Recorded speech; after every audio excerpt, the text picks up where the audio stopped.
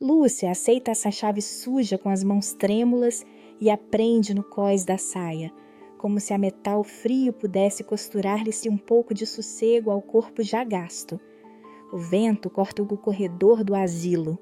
Ela enrola o pingente junto à cintura, para a pele, e sente um brilho discreto na ponta dos dedos. A fortaleza de Carol, no alto do penhasco que vigia o mar cinzento. O beco das fogueiras no Distrito Sul, onde os indignos se abrigam após o toque do sino. As planícies de Iver, a leste, rota de caravanas e de emboscadas antigas. Aqui o poder pertence aos alfas. Sangue, linhagem e força social definem quem manda. Alfas comandam por tradição e por votos no conselho.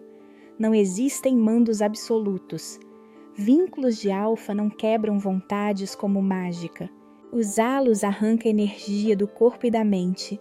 Amarrar alguém exige preço físico, perda temporária do próprio domínio e dor emocional visível.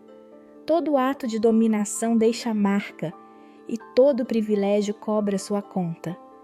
A sociedade do reino organiza-se em tripa, alfas no topo, betas no meio, ômegas esmagados no fundo. Ômegas pobres são fichas queimadas, trabalho forçado, casamentos arranjados e registros que os prendem ao passado. O conselho regula casamentos, vínculos e propriedades. Sua política favorece alianças seguras e persegue linhagens perigosas. Essa política empurra escolhas. Escolher amor pode ser sentenciado como traição. Escolher sobrevivência pode significar vender-se ao sistema. Dorian, o rei alfa, aparece antes que ela acredite que alguém notou. Tem uma cicatriz vertical que atravessa a sobrancelha direita, olhos âmbar que brilham como brasas, cabelo negro como breu, cortado rente. O medo que o move vem de longe. Ele teme perder o controle. Quando tinha 20 anos, uma traição na corte custou a vida de sua irmã. Desde então, ele vive em alerta. A memória dessa noite fez-se ferida que nunca cicatrizou.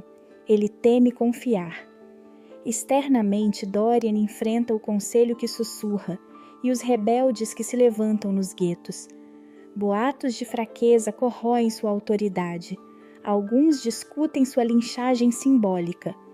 Antes da mudança, ele é rotina pura. Inspeciona arquivos à noite, caminha pela fortaleza às primeiras horas, delega ordens com voz gelada.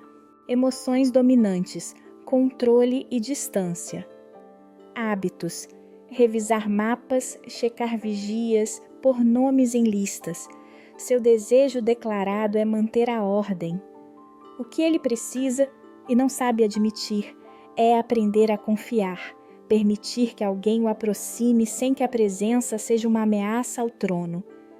Lúcia é o oposto em imagem e em risco. Pele pálida, cabelo ruivo desalinhado, olhos verdes como musgo, uma marca triangular, quase apagada, perto da clavícula.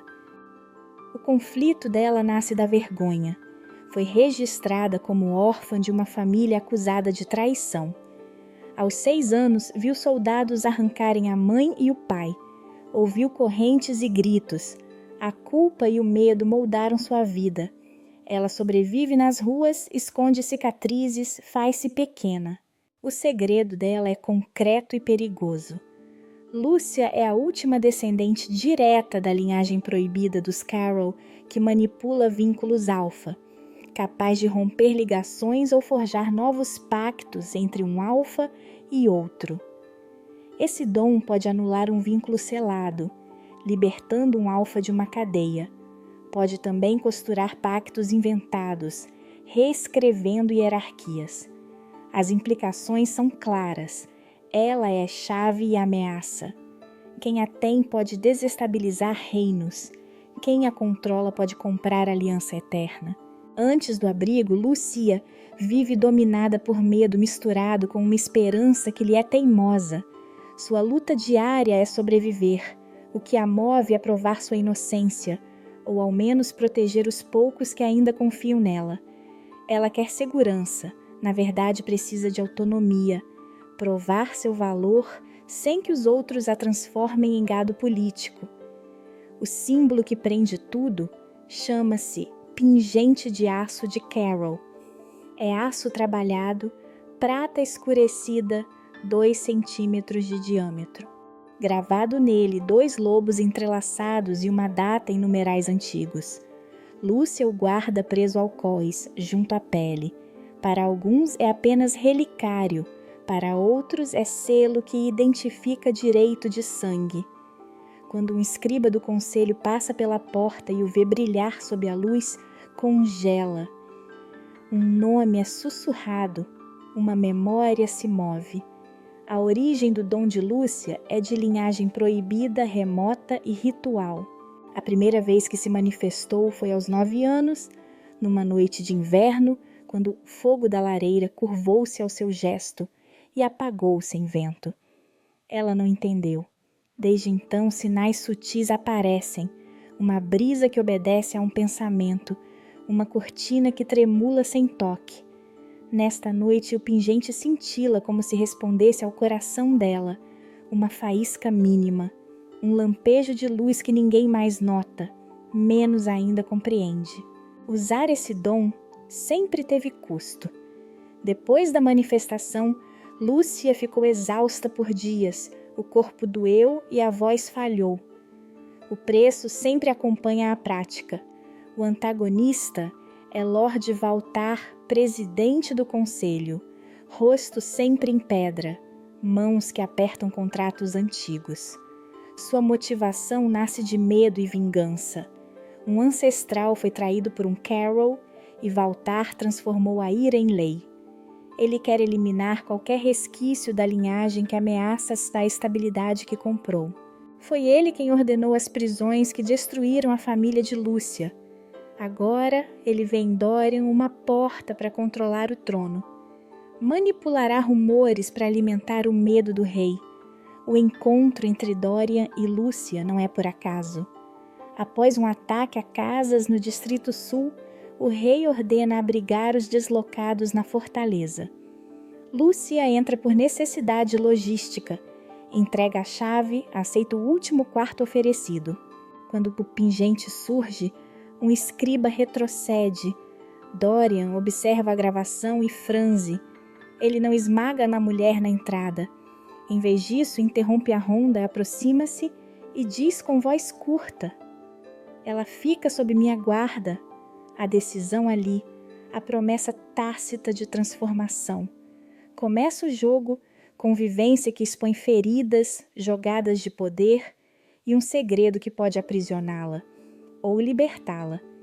Entre desejo, proteção e possessão, o confronto pelo futuro de Lúcia apenas começa. O inverno termina em rumor. A cidade toma-se de sombras e sussurros. A história se passa no final do inverno, no 2º mês após a queda da colheita. Esta narrativa cobrirá aproximadamente 6 meses de eventos intensos, onde lealdades serão testadas e escolhas pagas. Se você está gostando, deixe seu like e comente de qual cidade está assistindo. 3 dias depois, o vento ainda vinha do mar, cortando a fortaleza de Carol como uma lâmina. Na muralha, gaviões espreitavam o litoral. Abaixo, o mar cinzento batia nas rochas, espirrando sal e cascalho. Era ali, sobre o penhasco, que Dorian presidia suas noites e que Lúcia dormia agora num quarto debaixo da sua guarda. O pingente aquecera contra a pele de Lúcia. Ela o mantinha junto ao cós da saia, como se fosse um pedaço de sol escondido. As rotinas mudavam em detalhes. Guardas alfas patrulhavam o pátio, betas organizavam mantimentos, ômegas limpavam corredores e catalogavam lençóis. O sistema respirava aquela hierarquia, ordens descendo da fortaleza, mãos baixas respondendo sem nome.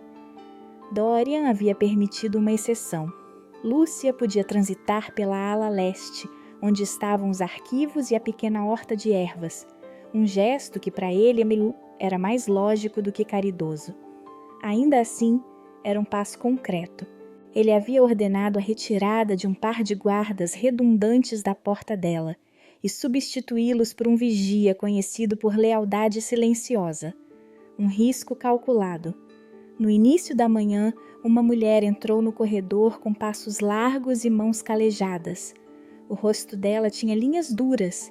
A palma esquerda carregava uma cicatriz em forma de meia-lua, branca e brilhante. Ela carregava sacos de ervas e uma caixa de madeira com respirações de álcool e mentol. Os cabelos estavam presos num lenço gasto. Os olhos escuros eram rápidos como uma raposa. Ela não se apresentou com formalidades. Chegou até Lúcia, afastou a cortina do leito e pousou as sacolas no chão. A mulher falou primeiro por ação. Tirou um frasco, soprou sobre a queimadura antiga no braço de Lúcia e esticou a mão.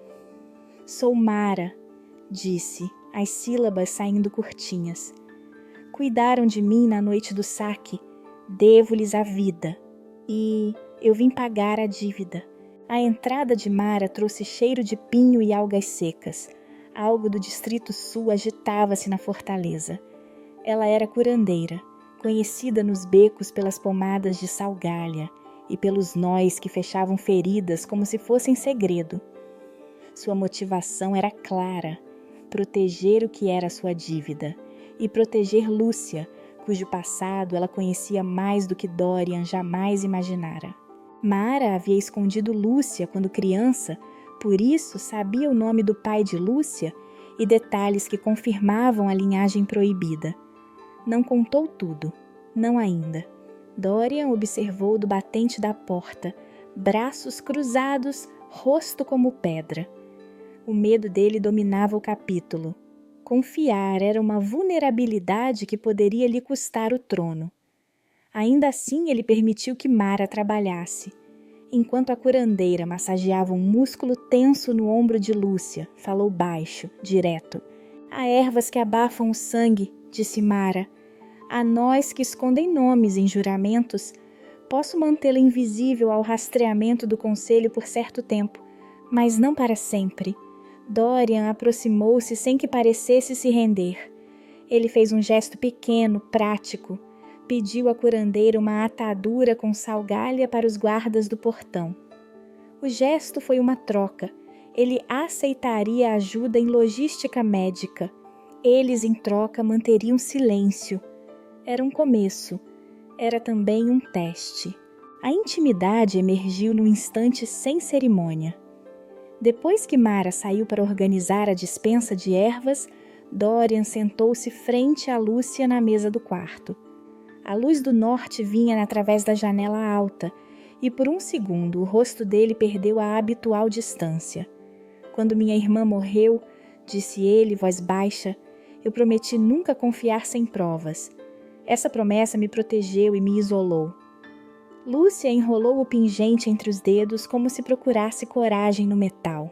"Eu sei como é", respondeu voz pequena. "Quando me roubaram, aprendi a ser pequena para não doer tanto. Eu quebrei juramentos uma vez, paguei por dias sem voz." Ela não falou do dom em termos técnicos. Contou uma lembrança, o gosto salgado do gelo na boca, a escuridão daquelas noites em que o corpo tremia depois de usar o que sabia. Dorian a escutou e fez algo que para ele era concreto. Colocou a mão sem luva sobre a mesa, perto da dela, não sobre ela. Era um gesto de confiança que havia pouco tempo não teria considerado. O alcance foi pequeno, mas real. Mara voltou nesse momento e, ao tocar a mão de Lúcia para ajeitar a atadura, o pingente reagiu. Foi um calor súbito, como um sopro. Não luz, apenas calor. Não voz, apenas lembrança de cordas. Dorian notou o movimento. Seu corpo endureceu. "O que foi isso?" perguntou curto. Mara não hesitou. "Reconhecimento", disse. "Coisas de sangue lembram-se umas das outras." Ela ergueu a cabeça e olhou o rei diretamente. "Há olhos que procuram. Valtar compra ou manda. Ele conhece velhos selos, Se sou eu que o digo, é porque vi registro do selo do conselho, e o selo procura Carol. A palavra foi um obstáculo concreto que vinha do lado de fora. O conselho e Valtar. Já não bastava o medo de Dorian. Havia homens com papéis e selos que podiam transformar suspeita em mandado. E agora, com Mara na fortaleza, havia uma nova rota de risco. Ela poderia protegê-los, mas também era uma ligação com o sul, um elemento que Valtar poderia rastrear. Antes do pôr do sol, um mensageiro chegou, botas encharcadas, capa marcada pelo sal do caminho. Entregou um papel selado. Dorian segurou-o com dedos que tremeram por um segundo. A lacre trazia o emblema do conselho. Na folha, uma lista. Revisões de registros, demandas de verificação de linhagens, atualizações de lealdade. No final, um nome riscado e reescrito com tinta escura. Lucia Carroll. Verificar histórico e apresentar ao conselho para a audiência. Lúcia sentiu o pingente queimar contra a pele. Mara murmurou uma palavra de proteção e apertou a mão dela com firmeza. Dorian leu mais uma vez a folha, olhou para a curandeira e para uma jovem ao lado. Em seu peito, algo se partiu e fechou ao mesmo tempo. A decisão deixava de ser só dele. A lealdade que exigia custaria público e guerra. Até onde vais por alguém que não é sangue? Perguntou Dorian, voz baixa, mas já havia promessa no tom. Lúcia ergueu a cabeça, o metal aquecendo em sua mão. Até onde for preciso, respondeu. E você? O vento trouxe de fora o ruído de passos rápidos e gritos distantes, ordem e medo. A questão pairou entre eles como lâmina. O conselho vinha buscar. Dorian fechou o punho sobre o selo do papel. A escolha prometia erupção. Ele sabia que protegê-la abria uma brecha. Mara sabia que cada nó que ela fizesse para esconder Lúcia duraria apenas certo tempo. Lúcia sabia que o pingente queimaria mais se a exposição aumentasse. A última frase foi dita quase sem som, por Mara, olhando para o mar. Eles vêm esta noite. E a pergunta ficou no ar, cravada como prece. Se o conselho bater à porta, Dorian defenderia a mulher com o pingente quente contra a própria corte? Na noite seguinte, o vento vinha do mar mais cortante do que antes. A fortaleza de Carroll rangeu à beira do penhasco. Lúcia ouviu lá embaixo o rumor do beco das fogueiras e, sem pensamentos, a rota longa até as planícies de Iver, por onde mercadores e homens perigosos vinham e iam. O pingente estava no cós da saia de Lúcia, junto à pele. Não mudou de forma, só esquentou. Primeiro um calor sutil, depois um pulso mais forte, como se marcasse presença. Quando que o perigo se aproximou, a superfície de aço pareceu escurecer por um segundo e depois voltou ao tom habitual. Lúcia apertou-o como quem prende um segredo no peito. O portão leste, onde Lúcia podia passar, vibrava de passos que não eram de ronda. Vinham de fora por uma trilha mal vigiada que seguia até as planícies de Iver. Homens chegaram em silêncio, usavam capas sujas. Entre eles havia um que não parecia mercenário comum. Trazia a calma de quem já passou por saque. Do beco das fogueiras vinham sussurros de mão férrea. As vozes batiam como pedras contra os muros. A confissão aconteceu enquanto esperavam ordens. Lúcia falou primeiro, baixo, olhos presos na lâmpada. Tenho medo de virar algo que posso perder, disse. Era a primeira vez que o admitia assim. Tenho medo de que me prendam como um selo. Não temer a morte. Temor é perder meu nome, minha escolha. A voz quebrou. O pingente esquentou contra os polegar. Dorian respondeu sem palavras longas. Tirou a luva que sempre usava em público e pegou a lâmpada para aproximar a mão dela. Não foi sobre a mesa, não foi distante. Ele enfiou os dedos frios na saia e tirou a presilha do cós com cuidado. Colocou a presilha, o pingente, entre as mãos de Lúcia por um segundo, apenas para que sentisse que não estava sozinha. De seguida, empurrou para fora do bolso o anel de selo que usava em documentos. Sem cerimônia, colocou o anel na palma dela. Mostre isto a qualquer guarda que duvide, disse, voz baixa. É minha ordem e minha guarda. O gesto criou uma consequência prática imediata. 2 sentinelas que vigiavam o corredor reconheceram o selo e recuaram para formar um cordão ao redor da porta de Lúcia. Era proteção visível. Para muitos, o gesto do rei tinha cheiro de posse. Para Lúcia foi a primeira promessa concreta, um pedaço do poder dele em suas mãos, para que ela não fosse reduzida a objeto. Mara, que trouxe remédios, não esperou. Saiu pela porta lateral do pátio sob pretexto de reforçar ervas.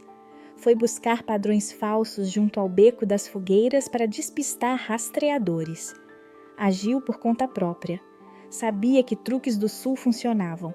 Sangue em pó, rastros de animais, botas trocadas. Ela deixou instruções curtas e práticas. Quando houver corte, eu volto com um nó que apaga a trilha, murmurou, sem olhar para ninguém. O ataque aconteceu repentino. Uma sombra correu pelo corredor leste. Um mercenário arremessou uma adaga. O guarda que estava aqui à porta, Bran, interveio com um grito rouco. Fez o movimento que sempre fez, pôs o corpo entre a lâmina e a mulher. A adaga entrou no antebraço dele com força. O som do metal contra os ossos ecoou. Lúcia vomitou um som preso. O pingente vibrou e ficou quente como febre. O ferimento foi feio. A lâmina cortou tendões e tecido. Sangue escorreu em linha contra a túnica. Bran caiu, apertando o braço, os dedos brancos. Dorian correu. Tirou o manto e o usou como torniquete improvisado. Colocou o manto sobre a ferida com mãos rápidas e firmes. A presença dele não foi distante. Ele berrou ordens e mandou encostar Lúcia na parede. O som de comando trouxe guardas correndo. Mara reapareceu com salgalha e erva. Trabalhou com pressa cirúrgica. Sangue e suor se misturaram. Ela costurou, aplicou pomada, sussurrou nós que amarravam mais do que pele. Vai ficar vivo, disse, sem promessas para recuperação. Mas a mão pode não ficar como antes, vai doer muito tempo. Seus olhos eram firmes e frios. Seus dedos, experientes, sabiam como salvar o corpo e não a história. A consequência foi imediata e prática. Bran não pôde mais cumprir o plantão com a mesma eficácia. Haveria uma cicatriz e um dedo menos ágil. Para Dorian, foi mais do que um guarda ferido. Foi uma falha do sistema. As patrulhas foram dobradas, sentinelas reenfileiradas nas passagens para o beco das fogueiras, corredores vigiados com menos tolerância. O registro de quem entrava e saía foi revisto. Todo o movimento na fortaleza passou a carregar peso político. Rumores se espalharam rápido. Dorian protegia uma Carol proibida. O conselho encontrou pretexto para interceder. Em poucos minutos a fortaleza parecia menor, todo mundo vigiando o outro. No chão, sob a mão trêmula de Bran, havia um pedaço de cera vermelha quebrada. Lúcia viu antes de qualquer outro. Era fina, ligada a um cordão, como se tivesse sido arrancada de algo maior. A marca estampada na cera dava vertigem, o selo do conselho. A cera não pertencia a mercenários comuns, pertencia a ordens oficiais. Alguém dentro ou muito perto da fortaleza havia aberto passagem. Alguém reconhecido pela corte havia tocado com a mão que feriu Bran. Dorian pegou o pedaço de cera com os dedos sujos. O rosto dele endureceu, uma sombra que Lúcia aprendeu a ler: recolhimento e fúria. Mara recuou alguns passos, os olhos calculando rotas. Lúcia apertou o anel do rei na palma, sentiu o metal e o peso de uma promessa. O pingente esfriou devagar, como se também ele soubesse que aquilo não acabara. Os guardas fecharam as portas. Patrulhas foram enviadas para a trilha e das planícies de Iver. Mensageiros partiram para o beco das fogueiras. E no centro do quarto, o ferimento e a cera quebrada ficaram como prova viva. Alguém da corte havia facilitado o ataque. A traição estava dentro dos papéis, e a cura de Bran seria lenta. O resto seria bem mais complicado. Uma semana depois, a noite caiu cedo sobre a fortaleza de Carroll. A ala leste cheirava a papel antigo e cera. Do lado de fora, o mar cinzento arfava contra o penhasco. Ao sul, o beco das fogueiras dormia em vigília. E na distância a leste, a trilha que vinha das planícies de Iver ganhava lontras de poeira quando mercadores passavam. O arquivo onde se reuniram ficava entre as câmaras de guarda e a pequena horta de ervas, um corredor em que o poder parecia se dobrar sobre folhas e selos. O pingente estava preso ainda ao cós da saia de Lúcia. Desde o ataque, uma linha escura aparecera em sua superfície. Não era brilho novo, mas uma fenda fina que parecia beber a luz.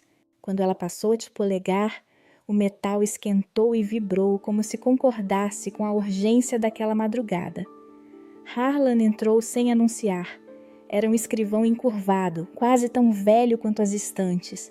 Seus dedos tinham manchas de tinta e a orelha esquerda tinha uma lasca de prata. Resquício de quando ele tentou se impor diante do conselho, anos antes. Apareceu com uma folha enrolada e olhos muito claros. Sua ação foi simples. Deixou o rolo sobre a mesa e abriu-o com tremor. Eu tiro isto do cofre principal enquanto os vigias descansam, murmurou. Motivação clara, remorso. Ele falou rápido, e as palavras tinham o peso de quem carrega um segredo que corrói. Meu avô assinou papel que tirou casas. Eu não consigo ficar calado mais. Dorian olhou para o homem e o avaliou. O orgulho fechava sua garganta. Pedir ajuda significava admitir que não detinha todo o controle. Ainda assim, a ameaça do conselho não era abstrata. Ele inclinou a cabeça e fez algo pouco habitual. Colocou a confiança pública em risco para uma verdade privada. Mostre, disse. A palavra foi curta, mas carregada de ordem e confiança. Entraram juntos na câmara selada. Velas tremiam. Harlan prendeu as folhas sobre a mesa. As letras eram firmes, o selar do conselho nítido. Eles procuravam um registro, a cadeia de ordens que anos antes tinha decretado a queda de uma família com o nome Carroll. Lúcia ficou de joelhos, mãos sujas de terra, enquanto Mara segurava-lhe a mão de Bran, agora com a atadura, para mantê-lo acordado. Leram em voz baixa. Havia uma ata datada 27 anos atrás. O nome riscado era o de um patrício do conselho. Ao lado, uma inscrição. Autorizo retenção e remoção de linhagens consideradas subversivas. A assinatura que seguia era a de Dorian, ou quase. Harlan apontou com a ponta do dedo. A pressão da caneta variava.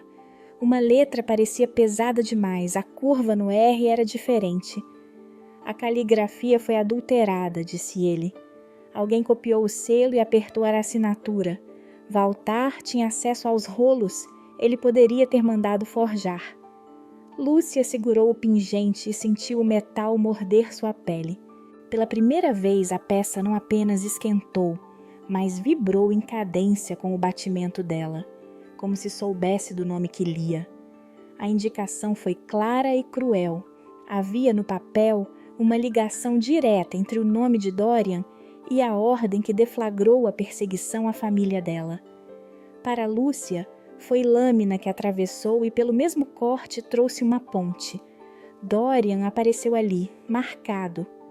O crescimento entre eles veio pelo gesto que se seguiu. Dorian fechou os olhos e confessou sem pompa que, quando jovem e cansado da traição que matou sua irmã, ele delegara no conselho a revisão de listas, Assinou atas sem ler cada nome. Era uma omissão não malévola, mas suficiente para que alguém como Valtar manipulasse. Eu não lembro de seus rostos, disse ele, voz baixa. Lembro de processos. Eu fui distraído pelo medo. A admissão foi um espelho do orgulho ferido. Lúcia ouviu e pela primeira vez a distância entre medo e perdão diminuiu. Ela respondeu com verdade curta. Meu pai morreu porque alguém assinou em nome de ordem. Era simples. Era humano. Harlan trouxe mais. Em um envelope escondido havia um recibo. Depósito do pingente de aço de Carol. Garantia de rendição. Recebido pelo castelo de Arengari. Arengari era o nome antigo da casa de Dorian.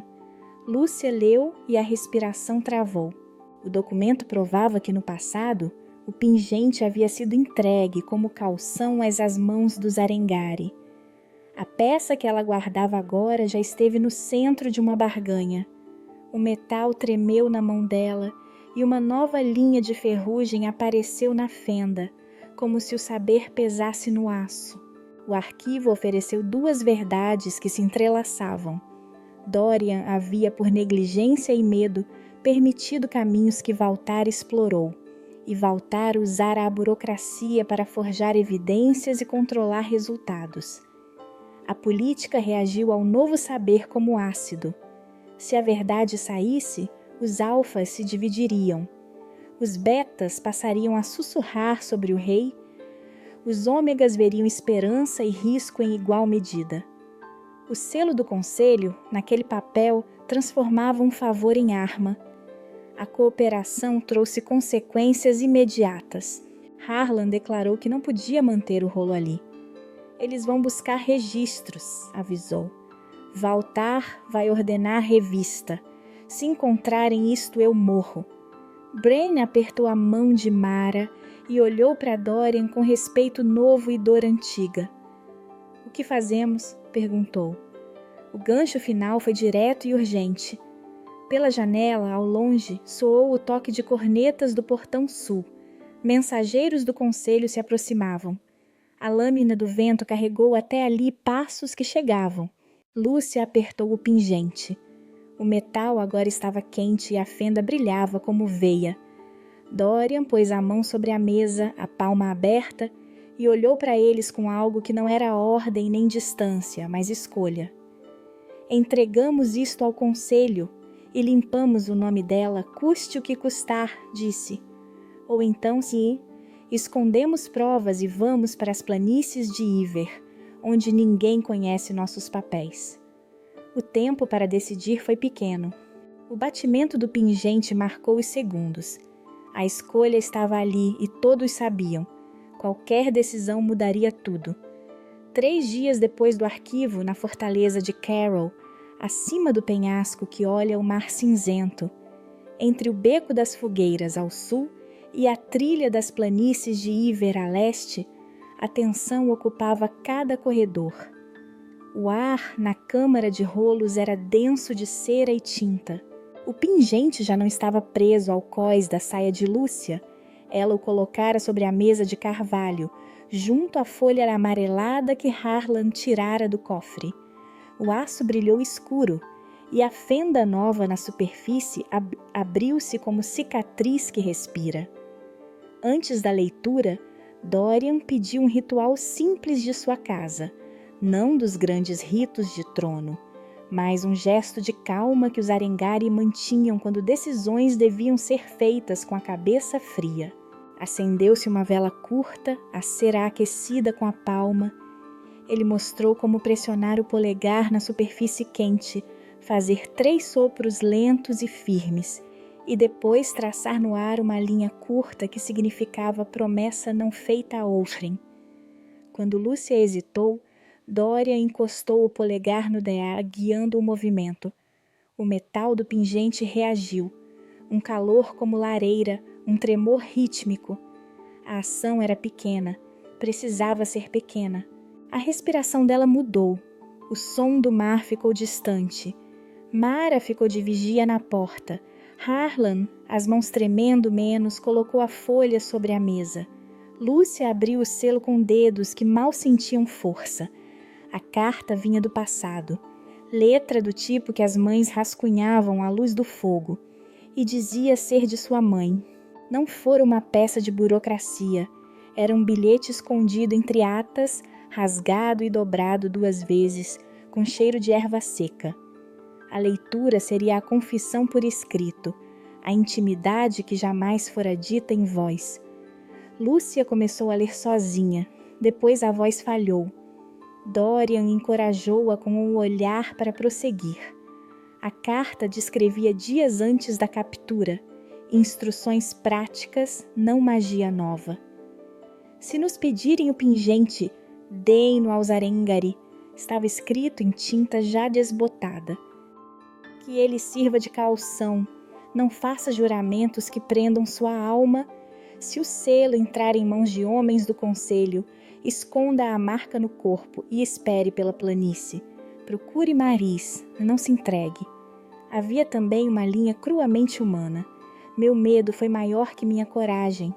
Perdoe-me por escolher a sobrevivência. A letra tremeu no fim, como se a mão que escrevera soubesse que essas palavras seriam sujas de culpa. Lúcia dobrou o papel com força. A vergonha entrou na sala como vento cortante.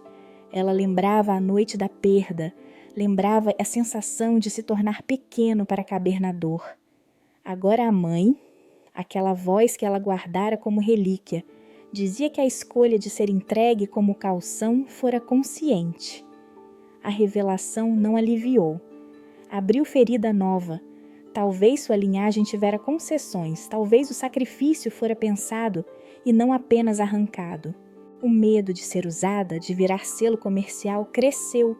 A verdade atacou a raiz da culpa. Dorian inclinou-se sobre a mesa. Não falou de culpa política. Contou em voz baixa sobre uma visita que sua família recebera. Um homem com olhos demasiado frios que ofereceu segurança em troca de objetos de casa. Meu pai aceitou para manter uma aliança frágil, disse ele. A confissão não absolvia nem condenava. Dorian mostrou que também carregava escolhas que deixaram rastros. O gesto fez Lúcia o reconhecer não apenas como juiz, mas como homem com mãos sujas de passado. Enquanto eles falavam, o som de botas veio do corredor. Um mensageiro da planície entrou na câmara, rosto cozido pelo sol e uma bolsa de pano na cintura. Chamava-se Ilia, jovem de traços curtidos, cabelo trançado, um corte na sobrancelha dá como lembrança de vento e pedra nas estradas.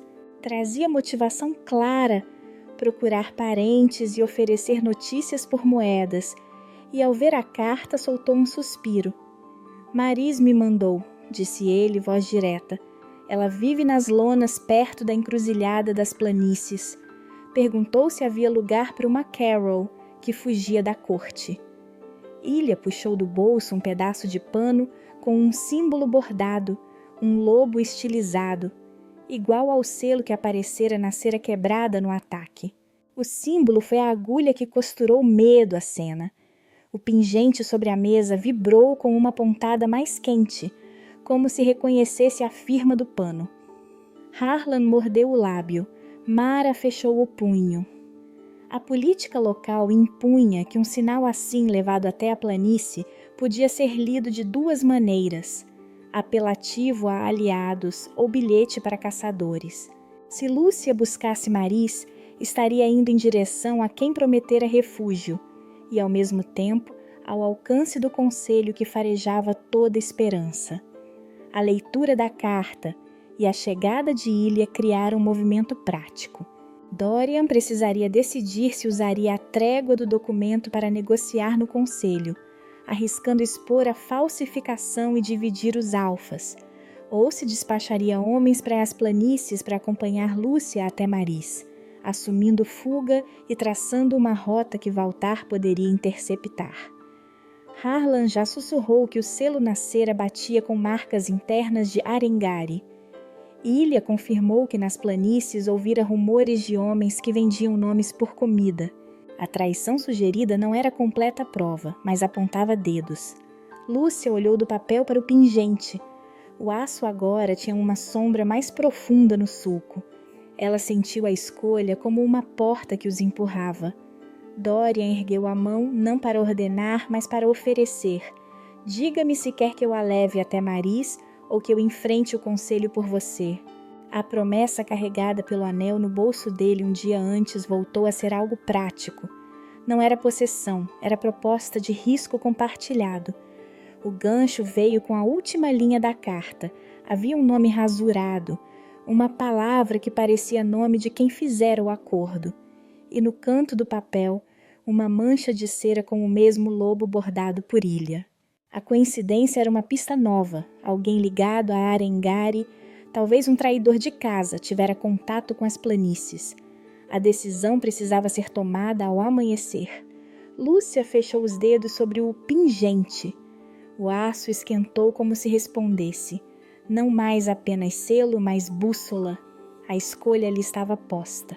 2 semanas depois, na fortaleza de Carroll, sobre o penhasco que vigia o mar cinzento, com o beco das fogueiras a sul e as planícies de Iver a leste, o ar trazia rumor de marchas longe.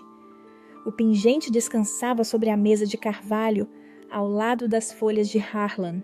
Agora, quando Lúcia tocou o aço, ele não só esquentou. Uma fina racha serpenteou pela superfície e um sopro de luz azul escapou da fenda, como se o metal respirasse. O brilho foi breve, mas suficiente para que o ar da câmara parecesse envenenado de silêncio. A relação entre eles mudara. Não mais guarda e protegida, mas cúmplices com promessas impressas em metal e juramentos que queimavam. Crescera a confiança, porém cresceu também a necessidade de uma escolha definitiva.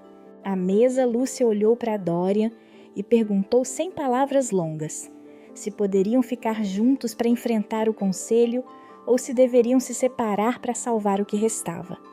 Ele viu no rosto dela a pergunta que o trono nunca a aceitara. Ficar era perder tudo, partir era trair o dever. A resposta veio nas mãos, não nas palavras. Dorian apertou o anel no bolso, soluçou a ordem que ele próprio detestava. Você vai com Maris, agora. Ilha, o mensageiro das planícies que havia trazido o símbolo do lobo, entrou com passos medidos. Trouxera algo nas mãos, um rolo de couro úmido. A princípio parecia oferta, mapas, rotas de passagem. Em vez disso, desenrolou uma folha de escrita em tinta seca, selos e instruções. Era uma ordem assinada por Valtar, datada 27 dias atrás, com uma nota em margem. Preparar o nó das linhagens no solstício. Torre de Sable, Arengari. Usar a herdeira Carroll como âncora. Coordenação Merek Valtar. O documento explicava com precisão do ritual, não apenas romper um vínculo, anular simultaneamente as unificações de alfas ligados pelo conselho, criando caos e abrindo caminho para um golpe. Harlan mordeu os dedos. Mara ficou imóvel, o polegar batendo na tabanca. A prova era concreta, datas, locais e o nome do ritual, nó das linhagens, e um diagrama simples mostrando anéis entrelaçados que, uma vez desconectados, lançariam uma onda de descompasso nos enlaces sociais. O que mudava tudo veio estampado numa segunda página. Instruções para usar o pingente de aço de Carroll como catalisador. Sem o pingente, o nó era apenas teoria. Com ele, um pulso poderia atravessar laços em massa. O rosto de Dorian mudou. Era real. Era a arma. Ilha falou baixo. Sua motivação veio como veneno frio. Dívidas de jogo. Uma irmã em servidão que Valtar mantinha como garantia. Ele admitiu que trouxera o documento para vender aos Arengari e salvar a irmã. Mas havia mais, os olhos dele vacilaram. Eles pediram a hora e a torre. Disseram que eu receberia ouro se entregasse a rota de fuga. A traição veio em 2 etapas. Primeiro a confissão, depois um gesto. Ilha deixou cair uma pedra enegrecida ao pé da vela. Um sinal. Lá fora, nas muralhas, um estandarte menor se moveu como se chamasse resposta. Enquanto discutiam, o pingente reagiu de novo. A racha se abriu mais e uma pequena faísca de luz subiu como fumaça. Um dos guardas de ronda, vindo do pátio, viu o clarão através da janela e correu. "Luzes no vale!" gritou.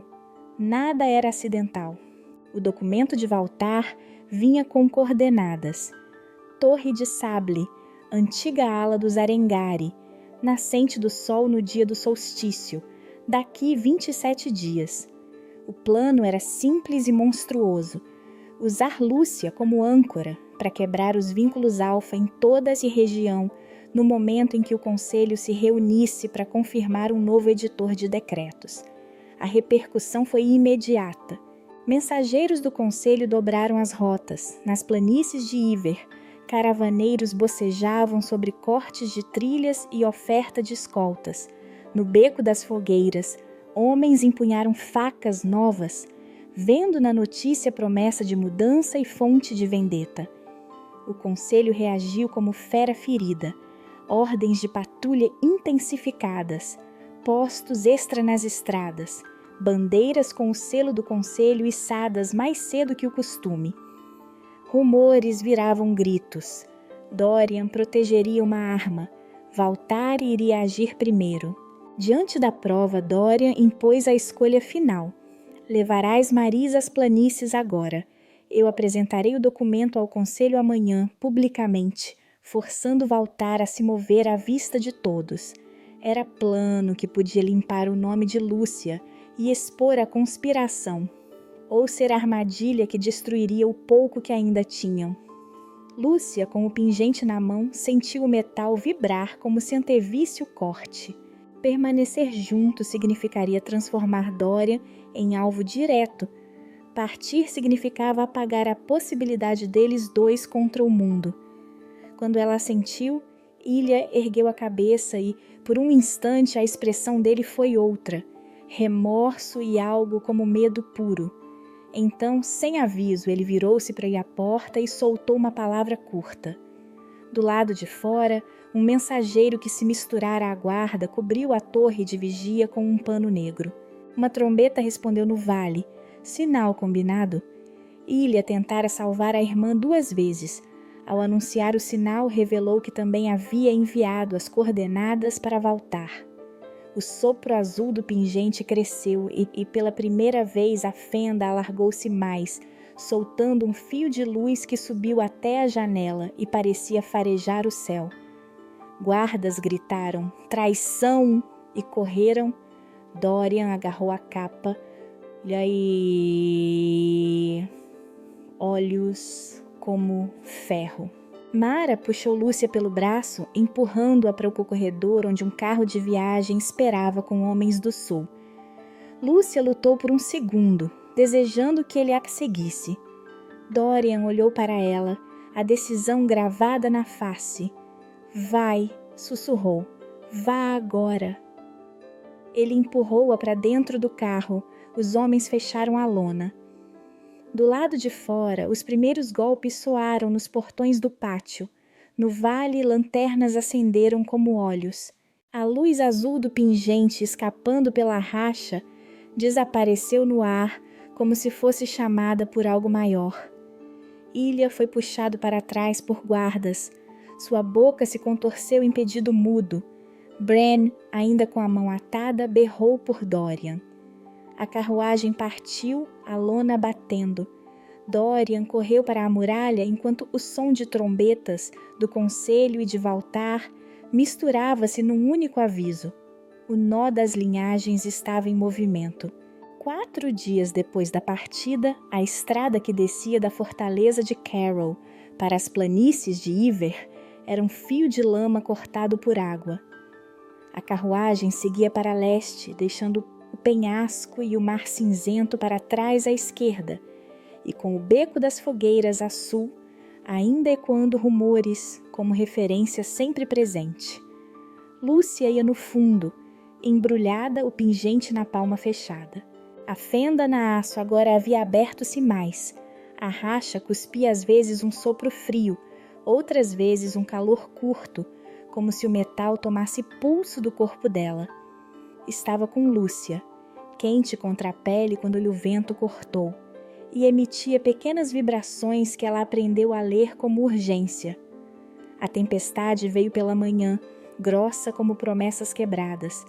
O céu vomitou água e vento. A estrada virou corredeira. A carruagem balançou. Na clareira onde a latrilha atravessava o rio, a ponte de cordas que marcava-lhe a passagem segura rangia. Era ponte antiga, pertencente a uma família de guias que cobrava taxa e tinha olhos em tudo. Um vulto encapuzado apareceu na margem oposta e cortou a corda de sustentação. O cais caiu com pancada. A carruagem tombou. Caixotes de comida deslizaram para a corrente e desapareceram. Tero, o líder do comboio, rosto curtido, mãos cheias de cicatrizes comerciais, saiu em um salto, couro rangendo. Seus homens puxaram prontos. Observaram então a margem onde o estranho tinha sumido. Sobrara apenas um pedaço de pano marcado com o lobo bordado. Tero cuspiu no barro, motivação clara. Mercadores sobrevivem vendendo velocidade. Perder a ponte era perder moedas. Ele raspou a garganta e perguntou a Lúcia sem delicadeza: tem algo teu que possa trocar por remos ou remendos? O jeito dele mostrou que se o preço fosse alto, venderia até o próprio sangue. Lúcia segurou o pingente com mais força. O aço esquentou com a chuva e um leve clarão percorreu a racha. A luz foi o suficiente para que um dos homens de Tero vacilasse, lembrança do que o metal podia significar. Ela negou com a cabeça. Diante da água credo e do frio, a decisão surgiu rápida. Atravessar o rio por fora por uma trilha de pedras que serpenteava na margem, mais longa, mas menos visível. Tero resmungou. O desvio consumiria dias e carne de animais que já tinham pouca. Ainda assim concordou. A escolha veio do calor do pingente. Lúcia sentiu que o metal avisara de algo à frente. A travessia fora trabalho. Homens molhados, cordas improvisadas, um afogado quase perdido, quando a roda da carreta escorregou e esmagou um saco de mantimentos. No esforço, um jovem do comboio, Kellan, escorregou e quebrou o ombro. O grito dele foi ferro. Mara fez curativo com ervas encharcadas. A pomada queimou de forma correta. O prejuízo material foi severo. Sem a ponte, sem mantimentos, a dívida do grupo aumentou. Tero olhou Lúcia com desconfiança. Ela via nas linhas do rosto dele a equação fria. Siga conosco e divida as perdas. Negue e estará sozinha. Enquanto isso, na fortaleza atopada no penhasco, Dorian recompunha sua autoridade como um homem que reconstrói muralhas após um cerco. Não esqueceu a carruagem que partira. Mandou sentinelas dobradas para as estradas leste e sul. Fez aparecer textos públicos nos portões, convocação de voltas, promessa de justiça para traidores. Ordenou que os velhos arquivos fossem exibidos em cópias para os alfas que ainda hesitavam. Uma jogada para expor Valtar e, ao mesmo tempo, lembrar a corte de quem podia dar ordem. Em público, sua voz voltou grossa e firme. Em privado, ordenou que rastreassem quem cortara a ponte. O gesto restabeleceu parte da confiança entre capitães. Mostrou que sua decisão de proteger Lúcia não fora fraqueza, mas cálculo. De volta a Trície. Da trilha, a noite trouxe novo fantasma. Lobos marinhos ou algo dos pântanos rangiam longe. Nas pedras, aves de rocha batiam asas reclamando locais mais secos. A geografia daquela passagem, uma garganta que concentrava água e vento, ditava quem poderia se mover. A ausência de um caminho seguro tornava política e logística perigosas. Caravanas teriam de esperar dias por mares mais calmos ou aceitar rotas mais longas, o que mudava preços e alianças nas planícies. Tero murmurou que deveriam vender o excesso de mantimentos em uma aldeia próxima para comprar remos e pagar guias. Lúcia sabia que cada venda significava menos provisões para ela na travessia seguinte. Sentiu culpa por cada pacote entregue. Na terceira manhã, um homem novo se apresentou no grupo por ação. Gerren, antigo barqueiro da margem, vinha sujo, com olhos cautelosos. Trouxe remos e um pequeno barco de couro, solução prática. Motivação clara. Gerren devia favores a Valtar. A sua família crescia sob a sombra da dívida. Ele ofereceu ajuda em troca de proteção ao atravessar por uma enseada escondida. Tero olhou para ele com pés de chumbo. Lúcia observou o homem e viu o tremor de medo nos cantos dos olhos. Gerren veio e complicou. Em silêncio à noite, alguém deslizou até o barco e amarrou uma corda com um nó estranho, método de quem conhece redes e segredos. Lúcia percebeu. O pingente esquentou inesperado. Chamou Mara. Juntas desfizeram o nó. A mão de Gerren tremia. Ele confessou. Temiam Valtar prender seus filhos se não rendessem informação. A traição, por ora, fora comprada por medo. A solução exigiu custo prático e humano. Usaram o barco de Gerren, mas não o caminho que ele sugerira. Escolheram por segurança um trajeto maior, mais lento, e deixaram para trás parte das reservas. Kellan perdeu o suspiro quando o braço enrijecia em febre. Tero ameaçou abandonar o grupo e a viagem ficou tecida por desconfianças. Lúcia aprendeu de novo que confiança custava mais que promessas. Dorian, do lado de pedra, aprendeu que suas ordens exigiam sangue e cálculo. Ambos mudavam, ambos perdiam. Ao entardecer da quarta jornada, quando a trilha já desfazia para essas planícies baixas, o mensageiro que vinha da fortaleza apareceu na crista. Um estandarte distante, não dos mercadores, mas uma fileira de lanças, bandeiras escuras ao longe. O mensageiro correu, rosto pálido. Voltar mandou vanguardas pela estrada de sable, disse, arfando. A palavra caiu como chumbo.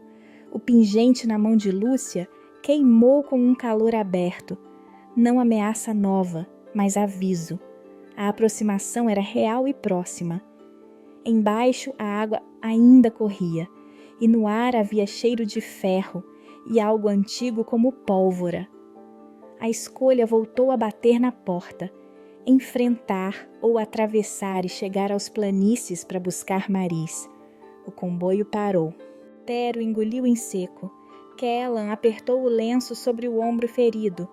Gerren virou o rosto e fingiu nada a ver. Mara passou a mão no ombro de Lúcia com firmeza. Dorian, a centenas de passos de mar e pedra, manteve a muralha erguida, por enquanto, mas o relatório do mensageiro era concreto. As forças que se moviam vinham em catadupa. Alguém na fortaleza sinalizara, e alguém, ainda não desvelado, sabia o caminho que Lúcia tomara. A estrada para as planícies não era mais apenas mota de fuga. Era trilha para enfrentamento. Uma semana depois da travessia na fortaleza de Carroll, sobre o penhasco que vigia o mar cinzento, com o beco das fogueiras ao sul ainda murmurado e as planícies de Iver a leste, onde Lúcia seguira, a câmara do conselho enchia-se de passos e fio de vozes. O pingente estava na mesa diante de Dorian, a racha aberta agora com uma linha de luz azul que tremeluzia quando a chama da vela mexia. O metal vibrava com cada palavra dita. Quando alguém o tocava, vinha um calor seco na palma. Conselheiro Marsec entrou antes de anunciar. Veio andando, o manto pesado, as mãos limpas. Trouxe papéis e um fio de voz cortante. Ação. Pousou uma folha sobre a mesa e apontou o selo de Valtar com o dedo. Motivação, medo e ambição. Ele queria estabilidade e via em Dorian a chance de reforçar sua própria posição. O rei protege uma arma, disse Marsek. Se não cedermos sangue agora, cedemos o reino depois. Dorian ouviu. Olhou para o pingente e a luz do metal pareceu responder-lhe. Havia nos olhos do rei uma luta que a fortaleza já conhecia. A promessa de manter a ordem contra a vontade de manter alguém vivo.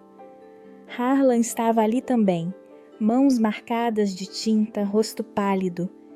Ele havia trazido documentos e confessara, em voz baixa, que roubara cópias do cofre para provar a falsificação. Motivação, remorso e coragem. Eu tirei isto do cofre, admitiu. Pensei que esconder seria proteger. Eu errei. Marsek avançou como se cortasse o ar. A corte pedirá a cabeça, disse. Se entregarmos um culpado, Valtar se aquietará. Se protegemos todos, ele atacará. Qual dos dois quer o rei? O bem do reino ou a vida de um homem? Dorian apertou o anel no bolso. As memórias de sua irmã vieram sem aviso. Lúcia, longe nas planícies, fora enviada para a segurança. Ele a havia protegido com sua ordem. Agora, proteger a segurança maior, pedira preço. O rei levantou-se devagar e caminhou até a janela que dava para o mar. Olhou as ondas, a linha do horizonte e falou como se ensaiasse a própria voz. Se eu recuso, o conselho pode transformar a fortaleza em campo de batalha. A cidade sofre. O beco paga com sangue. As planícies viram estrada para saque. Eu não posso ser causa disso. Harlan ergueu a cabeça. Se eu me atirar, Valtar tem o que quer e pode se parar, murmurou. Eu sou velho. Eu cargo erros. Deixem Lúcia e Mara em paz. Entreguem-me. A mão de Harlan tremia, mas o olhar tinha certa paz cortante. Dorian virou-se. A escolha ficou nua entre eles. Proteger Lúcia, mantendo Harlan livre e arriscando o cerco. Ou ceder Harlan como desculpa e talvez evitar o banho que viria. Em silêncio, Dorian tocou o pingente com o polegar. A peça esquentou e um brilho mais forte percorreu a fenda. Os conselheiros recuaram. O objeto parecia confirmar o perigo. Marsek não perdeu tempo. Mostre-o no salão, ordenou. Ele queria espetáculo. O pingente foi exibido diante da mesa do conselho. Quando a luz azul lampejou alto, um sussurro correu pelo recinto. Alfas mudaram de cor no rosto. Betas olharam temerosos. Ômegas presentes em serventia ergueram os olhos como se vissem promessa e sentença ao mesmo tempo. O pingente era prova e ameaça, e sua reação física, calor que subiu pelo pulso, convenceu muitos. Dorian sentiu a pressão. Sabia que se reagisse contra Marsek, abriria outro conflito interno. Se cedesse, perderia um amigo. Pensou em Lúcia, nas planícies, no risco que ela tomara para ir procurar Maris. Pensou em Bran, nos feridos, nas ruas do beco que poderiam virar campo de batalha. O coração dele batia como tambor de marcha. Esquis. Eu decidirei, disse Dorian, e a palavra soou como corte. Chamou os guardas. Chamou Harlan para mais perto. Em voz baixa, quase sussurrando, falou com o homem que tornara-se ponte entre as verdades. Você fez o que julgou certo, Harlan. Você nos trouxe a verdade, mas a cidade agora precisa de uma mão firme. Eu não posso arriscar todo o reino por culpa de um só homem. Entregue-se. Eu ordeno que o façam chegar ao conselho. Se assim posso impedir que Valtar convoque todo o seu exército contra nós, é o preço que pago. Harlan fechou os olhos e inclinou a cabeça. Não implorou, nem pediu clemência para si. Faça pelo que restou do teu povo, disse. A voz dele quebrou apenas um pouco. Marsek sorriu com amargura, a vitória política chegava com gosto de ferro. A consequência foi imediata. Mensageiros correram pela fortaleza. Na cidade, na manhã seguinte, as palavras se espalharam. o rei entregara um homem do próprio círculo. Nos becos, nas tavernas do Beco das Fogueiras, as notícias viravam gritos. Alguns betas vitorearam a prudência. Outros cuspiram no chão, sentindo traição. Arnold, um negociante das planícies que vinha à fortaleza, retirou imediatamente ofertas de escolta e levas de grãos. Os mercadores temeram que o cerco encarecesse rotas e perdas. Nos bairros de Ômegas houve quem visse esperança, talvez o conselho recuasse, e quem temesse represália. Alianças antigas rangeram. Um capitão alfa que apoiara Dorian em público falou em voz baixa de separação. Um grupo de betas do conselho ameaçou abrir voto de desconfiança. Enquanto Harlan era levado, Dorian tocou novamente o pingente. O metal respondeu com uma vibração longa, como um aviso. Ao longe, as sentinelas trouxeram notícia. Bandeiras do vale, colinas ao sul e leste, começaram a se mover. A marcha de Valtar, preparada e aguardada, partia em direção à fortaleza de Carroll. Dias depois da ordem, a fortaleza de Carroll tremia num fio entre mar e pedra. Ao sul, o Beco das Fogueiras fervilhava em murmúrios. A leste, as planícies de Iver se estendiam com caravanas em silêncio cauteloso. O pingente repousava agora sobre a mesa de audiência no salão principal, encaixado numa ampulheta de vidro que os escrivãos improvisaram. A racha, na sua superfície, mostrava brilho azulado mais largo. Quando a vela oscilava, uma luz fraca escapulia e fazia as velhas tábuas tremerem. Entrou o procurador pelo corredor com passos como lâminas. Chamava-se Seran Voss, covas nas faces e voz cortante. Ele pousou sobre a mesa um conjunto de escrituras dobradas, carimbos de chumbo e uma placa de julgamento. Sua ação foi afiada, deixou os papéis, encarou a assembleia e falou sem cortesia. Motivação clara, restaurar ordem e limpar o próprio nome, pois Voss perdera parentes nas purgas antigas e precisava provar que o Estado não vacilava. Tenho aqui requisição para apreciação imediata disse Seran. O objeto em questão é PCC-E, é peça central de um projeto de desestabilização. Solicito prisão preventiva da portadora do selo Carroll e confisco do artefato para perícia ritual. Proponho ainda a aplicação do rito de vinculação pública conforme o Codex dos Três. Ele bateu com o punho no documento. O som correu pelas cadeiras. A frase ativou regras antigas. Ômegas com relicários de linhagens proibidas podiam ser recolhidos para a prova, submetidos a cerimônias que reduziam direitos civis e tornados símbolos de cautela pública. Seran leu em voz alta os termos: exposição pública do acusado, interrogatório por juramento, uso do selo como prova em praça aberta, suspensão de tutela doméstica. Quando falou do rito de vinculação, as servas e os menores nos cantos se encolheram. Nas galerias, alfas trocaram olhares tensos. No Beco das Fogueiras, homens encostados às chamas ouviam pelas guardas e murmuravam que a corte avizinhava a caça. Nas planícies, os mercadores fecharam as sacas, vender em escoltas tornou-se urgente.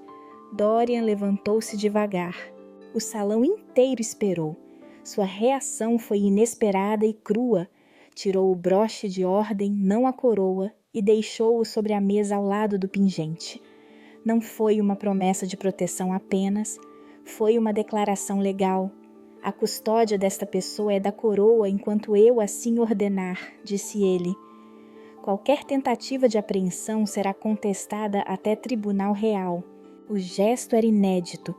Os alfas nunca colocavam em risco a palavra do rei assim, publicamente e em confronto com um procurador. A autoridade de Dorian mudou de tom. Muitos o viram como defensor improvável, outros como alguém que arriscava a fortaleza por um capricho. Seran sorriu com desdém. Sua Majestade pode sustentar cerimônia, mas a lei põe limites, rebateu. Ele instalou um selo novo, um mandado preliminar de busca e detenção, assinado por vários procuradores menores e carimbado com a marca do Conselho. Requeiro que a custódia seja transferida ao Tribunal do Conselho, por segurança da ordem pública, e afirmou, e estendeu a folha. Ao tocar no vidro que protegia o pingente, Seran empalideceu por um segundo. A peça reagiu, lançando um fio de luz que tremeu sobre a palma dele. Ele recuou e, por trás, um suspiro percorreu o salão. Lúcia foi chamada a ir a pé. A exposição foi pública por força do pedido de Seran. Alfabetos de nomes seriam colocados nos rolos. Identidades seriam lidas.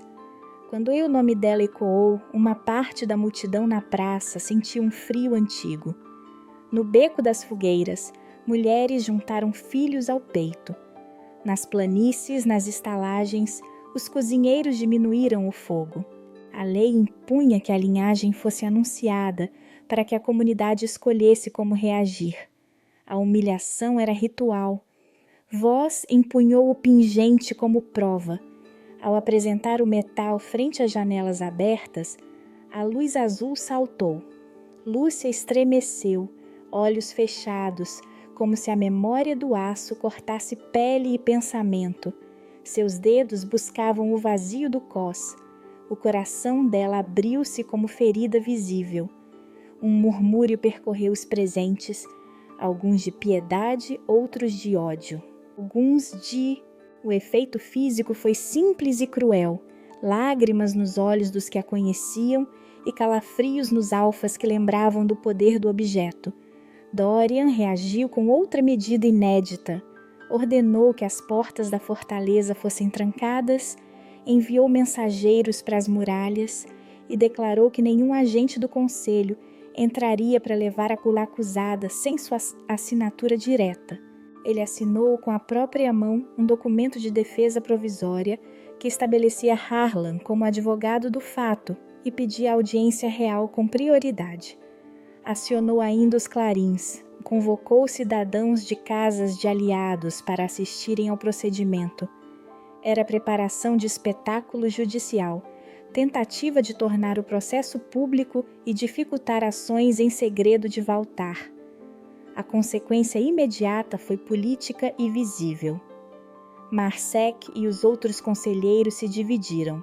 Alguns aplaudiram a firmeza do rei, outros cochicharam sobre tirania. No beco, líderes de gangues e patronos betas debateram se deviam apoiar Dorian ou aproveitar o vácuo. Muitos ômegas viram a possibilidade de se erguer em defesa, mas com medo de retaliação. Nas planícies, comerciantes mandaram cartas cancelando rotas. O equilíbrio do poder oscilava. Seran, porém, não recuou. Com voz cortante, solicitou formalmente um mandado de captura nacional. Argumento: ameaça à paz por instrumento de ruptura. O selo carimbado foi entregue ao arauto, que o levava em bandeja ao portão principal. Do lado de fora, nas colinas, algo se movia. Estandartes às pressas erguiam-se com a bandeira de Valtar e no sopé da fortaleza os tambores começaram a bater como resposta. O arauto colocou o mandado sobre a mesa do rei. Entre a ampulheta de vidro, o pingente brilhava com a racha que agora cuspia luz mais intensa. Lúcia arregalou os olhos. O metal parecia querer dizer que o tempo se estreitava. Do lado de fora, multidões se aproximavam, alguns com tochas para apoiar Seran, outros com pás para defender a fortaleza. E além das vozes humanas, veio o rumor grave de marchas, não apenas palavras, mas cadência de tropas que avançavam na planície. O procurador selou o processo com voz que soava como sentença. Mandado emitido. Captura imediata. A canção dos tambores cresceu. A última visão no salão foi o pingente erguido à luz da vela, sua fenda aberta como ferida viva. enquanto lá fora as primeiras bandeiras de Valtar tremulavam no vento como promessa de guerra. O solstício veio cheio de vento e de aço. Na escuridão entre as pedras da torre de sable, o ritual começou com mãos que sabiam fórmulas antigas e vozes que não tremiam. Walter ergueu-se no centro, rosto duro, cercado por procuradores que acreditavam em ordem acima de gente. Soldados com brasões do conselho alinhavam-se como vigas. A intenção era clara: ancorar o nó das linhagens com o pingente como catalisador e espalhar a ruptura. O primeiro pulso fez os homens próximos rangerem, e por um momento a terra pareceu querer ceder. Dorian chegou com soldados da fortaleza e aliados dos betas. Não veio para esplendor, veio com ordem e ferimentos no corpo adquiridos na marcha. Uma lasca de ferro cruzava o ombro, lembrança física de escolha. Ele enfrentou Valtar com voz que tremia menos pelo medo do que pela certeza de que nada mais o protegeria da própria omissão. Em voz alta leu, diante de testemunhas, as cópias que Harlan deixara, as assinaturas forjadas, os recibos do depósito do pingente, o nó de interesses que Valtar fizera em décadas. A multidão ouviu. A autoridade do homem que acreditara que o medo justificava meios começou a desmoronar. Enquanto isso, Lúcia atravessou a noite com o mar ao lado. Chegaram pelo lado que ninguém vigiara, a velha ladeira que conhecia trilha de vento e ervas. Lúcia trouxe mais que coragem, trouxe o custo decidido. Ela decidiu apagar a utilidade do pingente não destruindo-o por raiva, mas partindo-o e oferecendo a si mesma como ponto de ancoragem temporário. O ato exigia tudo: força, sangue, voz. Mara ergueu a vela e fez os nós de proteção. Lúcia fechou os olhos e tocou o metal. O trabalho foi violento. A fenda aberta na superfície do pingente rasgou com luz fria. Ao contato da mão dela, fios de memória, cordões que prendiam alfas a juramentos, expectativas, juramentos de sangue, vibraram e se soltaram como seda rompida. O esforço arrancou voz. Lucia gritou uma única vez que feriu o ar. Seu corpo cedeu, os músculos tremeram, o mundo se inclinou. Quando a energia passou, a torre ficou silenciosa. Onde o nó tinha começado, as ligações se desfizeram, não com explosão, mas com um sussurro de folhas secas. Valtar caiu ao chão como um homem que perdera o chão real e o imaginário. O custo foi alto e visível. Lucia vomitou sangue e perdeu parte da audição por um instante. Havia marcas na pele dela, linhas finas que queimaram como cordas, e uma voz tornada rouca que jamais recuperaria o timbre leve de antes. Mais definitivo, o dom que a definira ficou selado. Aquele uso foi final, depois dedos e mente não mais convocariam fios entre alfas. Ela pagou com o corpo a liberdade que concedera a muitos. Ao abrir o pingente ao meio, ela e Dorian partiram-no para sempre. Cada um segurou uma metade.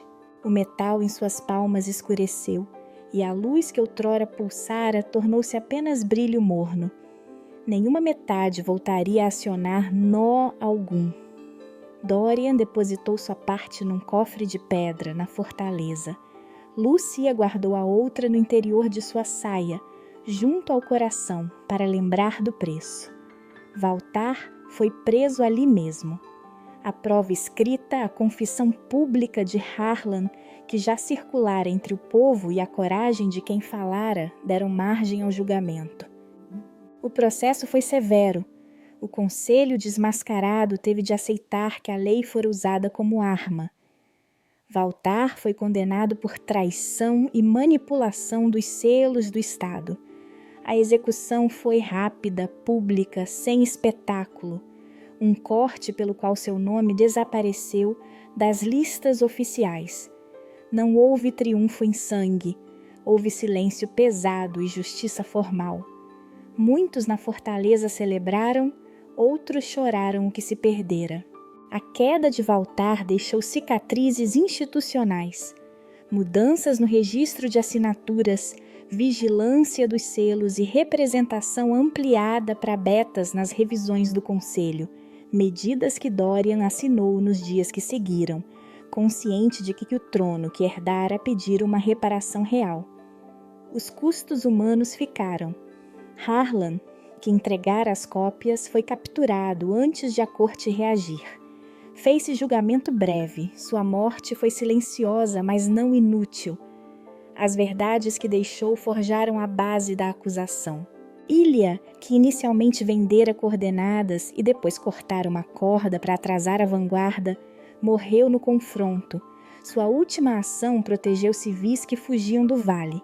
Brienne manteve a mão ferida e uma cicatriz que limitaria sua firmeza. Kellan recuperou parcialmente o ombro, mas mancará. Mara sobreviveu, exausta, e tomou para si uma casa de ervas nas planícies. Clínica pequena, onde trataria feridos e ensinaria nós de proteção sem segredos de sangue. Dorian mudou por ação e não por discurso. Saiu da distância calculada, passou uma lei que limitou poderes discricionários do rei, implementou conselhos mistos com votos de betas e representantes de bairros e abriu arquivos para revisão pública. Ele manteve o trono, mas não como quem o usa para calar, usou-o para reparar. Sobraram cicatrizes visíveis, uma linha no ombro que não fechou direito e noites em que sonhava com a irmã. O peso da culpa jamais se foi, mas tornou-se motor para a reforma. Lúcia mudou de medo para escolha. Ela deixou de ser selo valioso, escolheu autonomia. Não buscou restituição de status. Em vez disso, ela pediu e recebeu algo mais concreto, o direito de viver sem ser arma.